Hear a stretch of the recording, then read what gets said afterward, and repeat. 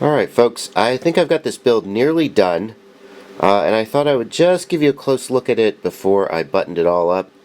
I am recording this using a DSLR handheld with, so I'll be manually operating the focus and the zoom, so if this looks a little like somebody's terrible college film project, that's why. But my son is using my phone right now, so there you go. Anyway, so if we go in here, you can start to see how I've got this all put together. I have got the ROSD Pro here, which this is a really useful board. It's a PDB and OSD together. All the ESCs, a little hard to see because it's on the other side, but all the ESCs go to it. The one thing that's a little annoying about it, and everybody who uses it just has to acknowledge this and get on with their lives, is that all the ESCs go to pads on the far side, so routing the wires is a little annoying, but the designer of the board says, you know, that's just kind of how it's got to be, so you just got to work with it. And just cleans up the build so much having the OSD and the PDB together, current sensor, RSSI, all that stuff, just fine. Then I've got the camera over here, right? And I love, again, the way this camera mount works. It's just so simple. You tilt it up, you put it in one of the three holes based on how much up tilt you prefer to have. You could obviously have as much or as little up tilt as you want and just rely on friction to keep the camera in place, but I don't like that because it's not going to be repeatable. So what I like to do is I'm going to put it in one of these holes and then I'm going to tip it up until it hits the top plate and rests there. And that means if after a crash it moves, friction doesn't hold it in place, which that's inevitable. I just push it back up again to exactly where it was, and it's at the same angle every time.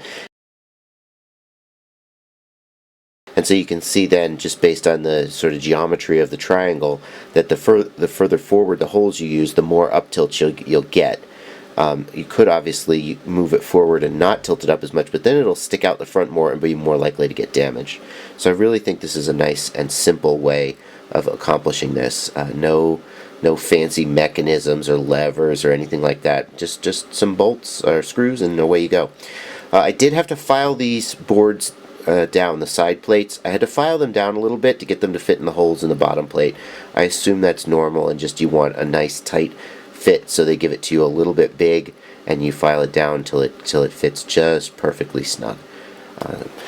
Now over here, unfortunately, annoyingly, I ordered this camera with the bottom connector, and it would be better to order this camera with the top connector so that it's not up against the bottom plate when I up tilt it.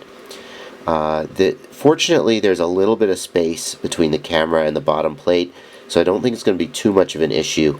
But if you do order the HS1177 from Surveil Zone like I do, go ahead and order it with the top connector so that when you up tilt it will not be hitting the bottom plate. And do that for any build really, not just this one. You'll see here I've got this wire.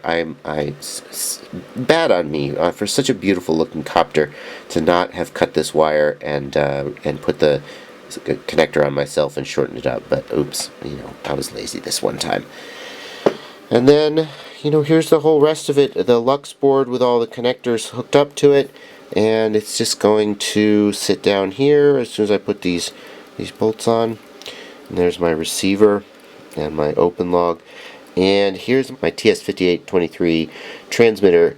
So I've got an RPSMA adapter there. I really need to get a proper pigtail to be SMA to RPSMA, because all my antennas are SMA, and then I just use adapters. But the adapter is causing a small amount of signal loss, so it's not optimal.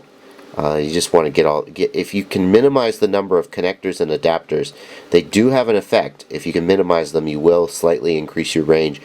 Especially, I've heard that the right angle adapters can be pretty bad in terms of the amount of loss they introduce. So I have a friend who used to just install the video transmitter right here, and he stopped doing that because it kept getting broken, and in fact sometimes this tab would even break off. So I feel like the bulkhead connector here is, I mean, it's a little tough because these TS5823s, they're only 10 or 11 bucks at myrcmart.com. So, I mean, if you do break one, his pigtail is probably a $6 pigtail, you know? So you almost may as well just stick it on there and have it break. But I don't know. You're going to be more likely to get knocked out of the field for a day if you break your TS5823 than this is going to be a lot more robust and a lot less likely to break and just keep flying after a crash. So that's the way I like to do it. You could also do it with just a right angle adapter to mount it flush, or if you have a video transmitter that already has a vertical connector on it, then of course you can just use that and it'll sit there. But that's how I've got mine. It's not the lightest or the prettiest way to do it, but it will get the job done. And that's pretty much it. I'm going to go ahead and button it all up now, and I'll give you a look at what it looks like when it's done.